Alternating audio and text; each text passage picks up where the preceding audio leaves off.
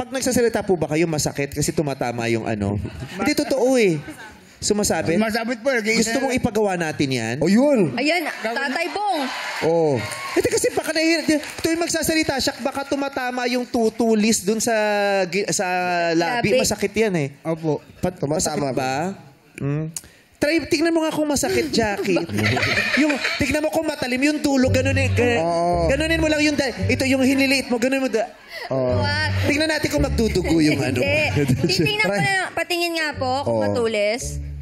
Ay, oo nga, may talim din talaga. Gusto mong ipagawa natin yan o sanay ka na ng ganyan? Balatan na lang po, lagyan na lang po ng paporol. Nang ano po? Paporol.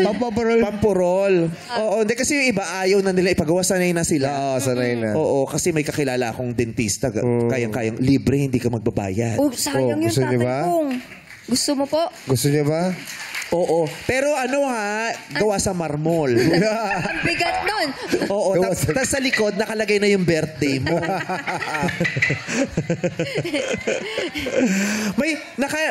Totoo ba ang multo? Naniniwala ka ba sa multo? Hindi po. Hindi ka ba nananalamin? Bakit sa Kasi sa salamin nakikita yun sa likod, di ba? Oo. Hindi ko naman sinabing O pag ano mo, alam mo. Hindi ka naniniwala sa multo? Hindi po. Kahit sa simenteryo ka naglalagay, hindi ka nakaka-encounter ng ganun? Hindi naman po. Wala pong nagpaparamdam. Yung mga lumalamig bigla yung balikat nyo, ganun. Wala na po. Nakakatakot doon yung mga buhay.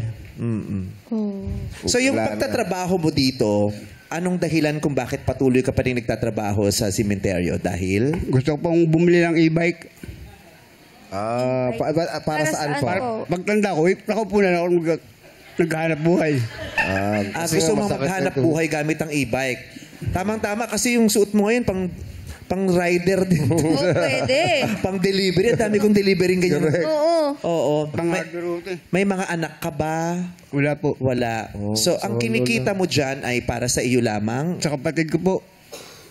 Yung sinishare mo yung kita mo sa kapatid mo. Opo. Kung di nyo pumamasamain, magkano bang kita ng isang sepulturero?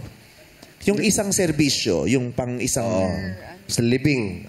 Naggagawa po kami isang nicho, 1,100. Sa inyo lahat yon. Kung apat kami, hati-hati kami apat. Isang nicho 101 yun. Opo. Kaya mo bang gumawa mag-isa lang o kailangan may Kailangan may katulong maghahakot ng materialis.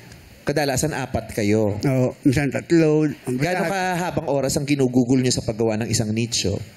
Madali lang naman magtayo. Gano'ng katagal po yun? Mga 2 oras, gano'n. Ilang nicho ang nagagawa mo sa isang araw? Kung depende sa magpapagawa, kung ilan pagagawa. Depende sa living eh. Oo, sa ililibing. Sa karanasan mo, sa araw-araw, nakakailan yun? Minimum. 3 lang po. 3 sa isang araw, minimum. Nagdadasal ka ba sa gabi na sana madaming mamatay para marami kang project? Ganun. Oo. Lord, bakit naman matumal? Kuha-kuha din. Sinasabi ba, Lord, bahala ka, magugutom ako. Kuha-kuha naman, Lord. Oh, yun. May ganun po ba? Pero ba ganon? Parang gano'n na rin. Naghahanap kami ng patay. Ayaw namin maghanap buhay. Hanap patay ang tawag sa kanila.